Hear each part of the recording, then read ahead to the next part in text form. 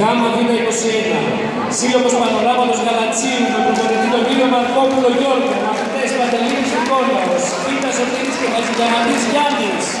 Πού είναι τα παιδιά? Συγχαρητήρια στα παιδιά, συγχαρητήρια στον coach, μία δήλωση. Ευχαριστούμε πάρα πολύ για την διοργάνωση. Ευχόμαστε και εμείς το όραμα να έρθει η Ολυμπιάδα εδώ στην Ελλάδα.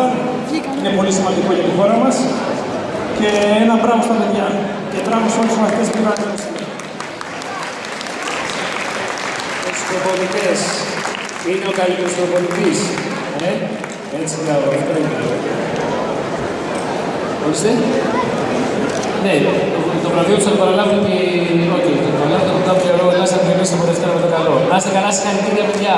Συγχαρητήρια στο Γαλάτσι. Και αρχίζουμε. Πάμε στην τρίτη θέση.